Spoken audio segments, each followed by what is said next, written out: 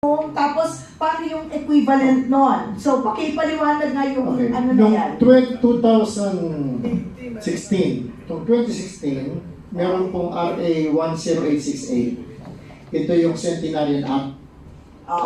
Kapag ang Pilipino nakarating ng 100 years old, tatanggap siya ng dalawang bagay. Letter of felicitation from the President, pirmado dapat ni BBM, o ng Presidente, whoever the President, kinukongratulate siya kasi nakarating siya ng 100 years, diba? At saka 100,000. Pero noon pong July 30, noong pong 2024, February 17, 2024, lumabas yung Republic Act 11916. Ito po yung Expanded Centenarian Act. So, hindi mo na kailangan makarating ng 100 years old. Pagdating mo ng 80, 85, 90, tsaka 95, tatanggap ka ng 10,000 galing sa NCSC. Ang ano po nito is, kailangan 80 ka from the effectivity of the law. Naging effective po yung law March 17, 2024. Pero nalagyan siya ng pondo January 1, 2025. So meron pong issue yun. Nung nandala ko sa commission, saan mo kukunin yung ibibigay mo dun sa mga nag-80, 85, 90, 95 magmula March 17, 2024 hanggang December 31? Hindi isinama sa pondo. So, nung pong last year, noong 2025, by about October or November, nagbigay ng clearance ang DBM na pwede nang kuhanin, pwede nang bayaran o bigyan ng 10,000 yung mga nag-80, 85, 90 from March 17, 2024 to December 21.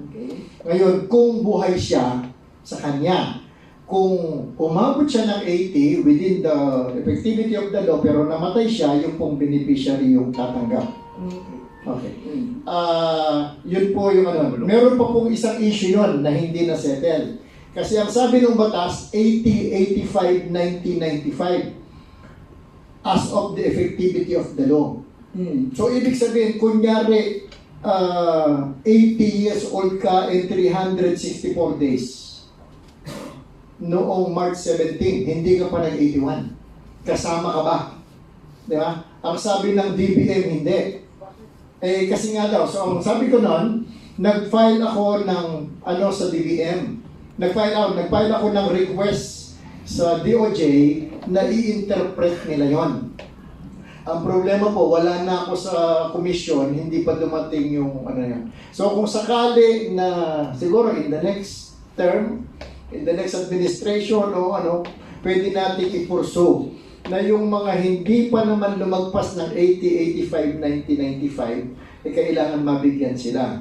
Kasi ang po natin, meron pong principle pagka gray area, kailangan pabor doon sa respondent yung ating ibibigay. So marami pong nitty-gritty yung batas sa senior citizen na pagka hindi natin iintindihin, kawawa yung mga senior, hindi nila matatanggap yung dapat nilang matanggap.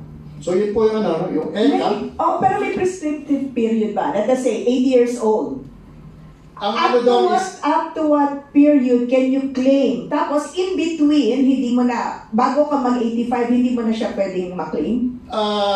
Ang kasi doon, ganito. Kung nyari 80 years old ka, noong January 1, ang problema, hindi mo ma-prove na 80 years old ka, or 90 years, let's say 95 years old ka. Hindi mo ma-prove na 95 years old ka. Nag-file ka ng claim, pero hindi ka nakapag-submit ng proof kasi wala kang birth certificate. Diba? So, ang doon is nagbigay ka ng notice, walang prescription yon. Kung kailan mo nakuha yung proof. Meron po kasing problema yan. Magmula nung lumabas yung RA 10868, marami pong nag-late registration. 100 years old na raw siya. Diba? So, nung nag-discuss kami, gumawa kami ng guidelines. Kung ang iyong late registration is after the effectivity of the law, kailangan mo ng additional proof. Pero kung nag-late registration ka, wala pa yung RA 10868, i-consider natin yung late registration mo. Kasi ang tawag po doon is registration in contemplation of claim. So, yun po yung issues doon. Ngayon, kung ikaw ay 95 years old, wala kang birth certificate, pwede kang mag-submit ng birth certificate ng anak mo na nakalagay doon yung edad mo nung ipanganak siya. Ngayon, kung sakali pong 81 ka, noong maging effective yung law, hihintayin mo yung mag-85 ka. Kasi specific po yung provision Not that na ang age tatanggap na. lang is yung specific year na yon, 80, 85, 1995. So in other words, you only have 1 year to claim it. Let's say, nag-18 na ako. Oh, pero hindi mo na-claim. Kahit Hindi mo na na-claim. after 3 years mo siya ma-claim. Pwede. Well, yeah, basta ibig sabihin, pumasok ka doon sa age na qualified doon Kaya sa... pwede. So hanggang bago mag 85 years old, Yeah, mag-claim mo kunyari, yung... 80 years old ka. Hindi mo na-claim. Hindi mo na-claim kasi wala kang proof. Pero Or nung for whatever 85 ka, reason, kasi hindi mo alam. Oh. pero nung 85 ka, so bibigay sa'yo pati yung hindi mo na-claim. Tapos, i-deduct ba ito dun sa 100 ba? No, no. So talagang yearly Yes. on top of. Yes. Okay.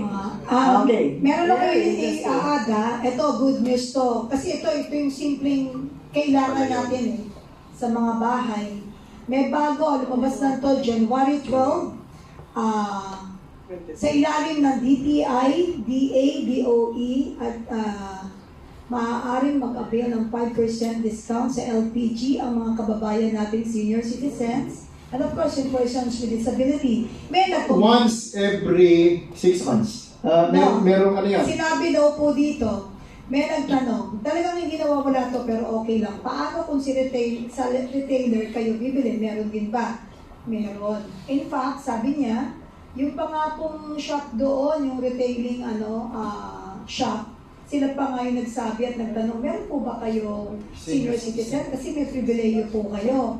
At para naman po sa mga karagdagan tanong na hindi nabibigyan ng linaw ngayon, kasi we're running out of time, punta na lang po kayo doon sa link ng Department of Energy para malaman ninyo lahat. Tapos, makuha nila yung mga pribileyo kasi ito yung reality ng mga ginagamit talaga natin araw-araw. Ako naman Palagay ko kami. sa PDP laban, gagawa tayo ng link para sa senior citizen. Para, Very nice. Or, again, no, yung mga gusto na kaagad, punta na kayo kay barangay captain.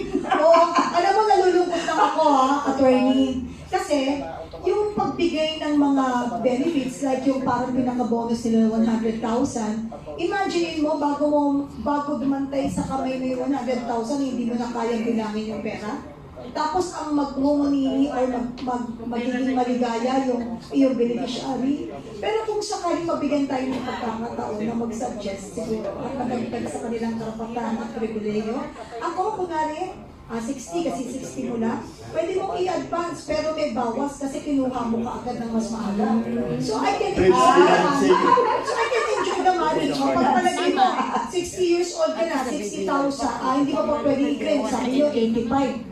85, 80. Imagine mo naman kung 80 ka, kung yung mata mo, hindi mo makita kung magkano, 35 piso pala yung binibilang mo.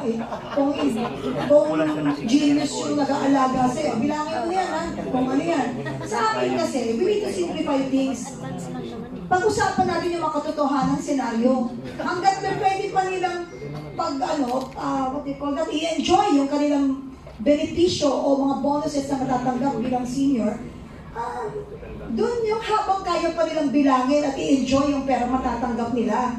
Sa akin lang ho yun pero ako lang po ay makatotohanan ng realidad ang gusto ko lang po inatag. Kasi marami pong matatanda dyan na hindi naman nila mahahawakan na yan. Biruin mo, mahawakan mo yun pagka hindi mo na kaya makita at bilangin, nanginginig ka na.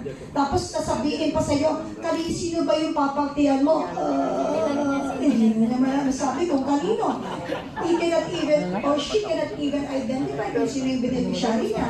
So sa akin lang, yung reality, hanggat malakas pa at pwede pang i-enjoy yung pera na nararapat para sa senior citizen, sana magkaroon ng bagong ilalatag na magiging pabor sa ating mga senior citizen.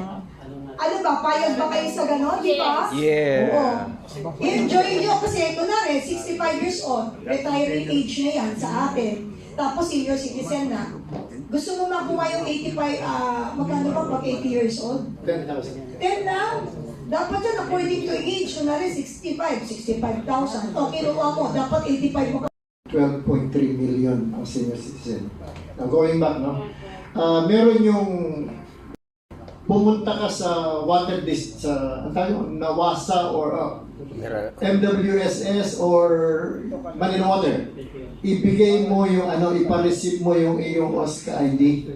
Meron nga pong gray area yon kasi nakalagay 30 cubic meters. Ang ginagawa ng Manila Water, pag lumagpas ka sa 30 cubic meters, ayaw na magbigay ng discount. Yun po yung gusto nga nating i-clear muna sa water board. Ano nga yung sa Luwa? Maynilad. No, yung local water utilities, tama, Luwa. sa LUWA at saka sa DOE, na maglabas sila ng guidelines na kung pwede na yung 100 kilowatts ang bibigyan ng discount kahit na umabot ka ng 1,000. Yun namang sa tubig, yung 30 cubic meter ang bibigyan ng discount kahit umabot ka ng daan-daang cubic meter. Hindi pa po siya malinaw, pero kung ang konsumo ninyo is 100, meron kayong karapatan for the discount. Kailangan nyo lang pong i-invoke. Kailangan one day, pumunta muna kayo sa Meralco at iparegister ninyo yung inyong senior citizen OSCA ID at saka yung dala ninyo yung inyong bill para ma-note ng Meralco dun sa kanyang system na ibabawas sa inyo yung 5% discount. Kapenyo, no?